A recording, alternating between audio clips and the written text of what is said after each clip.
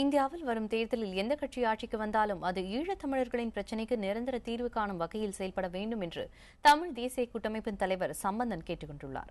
அவருடன் நமது செய்தியாளர் முரளிதரன் நடத்திய உரையாடலை இப்போது பார்ப்போம். தமிழ் தேசிய கூட்டமைப்பின் தலைவரான திரு சம்பந்தன் தற்போது நம்முடன் இருக்கிறார். அவரிடம் சில கேள்விகளை முன்வைக்கலாம். ஐயா வணக்கம். ஐயா வணக்கம். வடக்கு மாகாணத்தில் தமிழ் தேசிய கூட்டமைப்பின் ஆட்சி பதவியேற்று கிட்டத்தட்ட 4 மாதங்கள் கடந்து விட்டன. இப்போது அந்த அரசு எதிர்கொள்ளும் சவால்கள் என்னென்ன? வடமாகாண சபை இன்னமும் முறையாக இயங்க ஆரம்பிக்கவில்லை. முதலமைச்சருடைய வேண்டுகோளுக்கிணங்க மத்திய அரசாங்கத்தால் செய்யப்பட வேண்டிய சில ஒழுங்குகள் இன்னமும் நடைபெறவில்லை.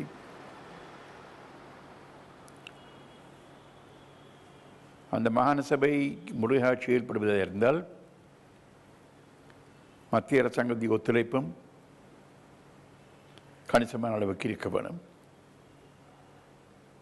அது தென்படாத காரணத்தின் நிமித்தம் மத்திய அரசாங்கம் மாகாண சபையை முடக்குவதற்கு முயற்சிப்பதாக நமக்கு தோன்றுகின்றது. ஐயா, வடக்கு மாகாண சபையில் சமீபத்தில் ஒரு தீர்மானம் நிறைவேற்றப்பட்டது. சர்வதேச விசாரணை ஒன்று நடத்தப்பட வேண்டும் என்ற கோரிக்கை அந்த தீர்மானத்தின் மூலமாக நிறைவேற்றப்பட்டது. இதனை தமிழ் தேசிய கூட்டமைப்பு ஏற்றுக்கொள்கிறதா? அரசின் தீர்மானத்தை தமிழ் தேசிய கூட்டமைப்பு ஏற்கிறதா? அல்லது கூடுதலாக நீங்கள் அந்த தீர்மானத்தில் ஏதாவது இணைக்கப்பட்டிருக்க வேண்டும் என்று நினைக்கிறீர்களா? யுத்தம் முடிந்து ஏறத்தாழ 5 வருடங்கள் ஆகிவிட்டன.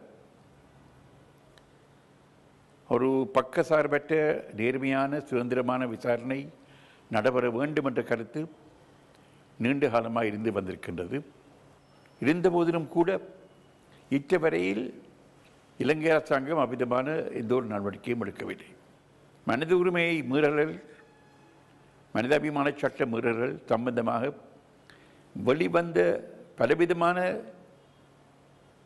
சான்றுகளுக்கும் அத்தாட்சிகளுக்கும் மறுப்பு கூறக்கூடிய வகையில் ஒரு நேர்மையான விசாரணை நடைபெறவில்லை. இந்த பின்னணியில்தான் ஒரு சர்வதேச விசாரணை நடைபெற வேண்டும் என்ற கருத்தின் அடிப்படையில் அந்த தீர்மானம் நிறைவேற்றப்பட்டிருக்கின்றது. வடக்கு மாகாண சபையை சரியாக செயல்படுவதற்கு மத்திய அரசு அனுமதிக்கவில்லை என்று தெரிவித்திருக்கிறீர்கள். அப்படி இருந்தால் ஜனநாயகத்தின் மீது மக்களுக்கு இருக்கும் நம்பிக்கையை போய்விடாதா? இல்லை போன்றுதான் தோன்றுகின்றது. வடமாகாண சபை தேர்தலில் மக்கள் மிகவும் கூடுதலான விகிதாசாரத்தில் வாக்களித்தார்கள்.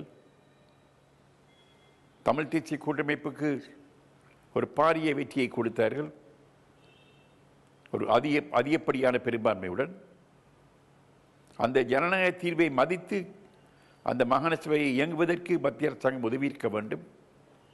ஆனால் அவர்கள் அவ்விதமாக உதவவில்லை.